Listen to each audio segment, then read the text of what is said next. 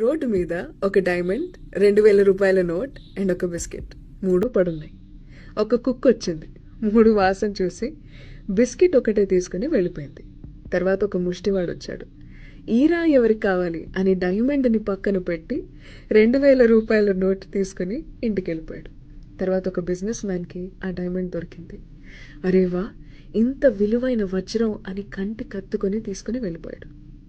నా let's imagine, ఒకవేళ ఆ కుక్క 2000 రూపాయల నోట్ తీసుకొని ఉంటే అది చెల్లేదా? లేదు, ఆ డైమండ్ తీసుకుని ఉంటే అది బై మిస్టేక్ మింగేసుని ఉంటే ఎంత పెద్ద డేంజర్. అదే ఒకవేళ ముష్టివాడు ఆ డైమండ్ తీసుకుని ఉంటే ఎక్కడ అమ్మేవాడు? వాడికి అసలు దాని విలువ ఎలా తెలిసేది? అసలు పోలీసులు ఎవరైనా పట్టుకుని ఉంటే అనవసరమైన కాంప్లికేషన్స్. మంచి పని అయింది, 2000 రూపాయల నోటు తీసుకున్నాడు. ఒక్కరోజైనా కడుపు నిండా భోంచేసి ఉంటాడు.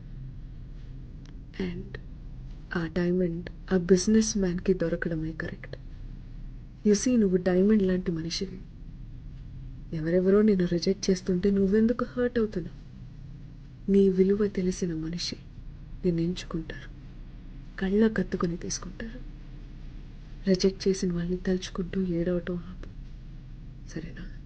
నా డైమండ్, వాట్స్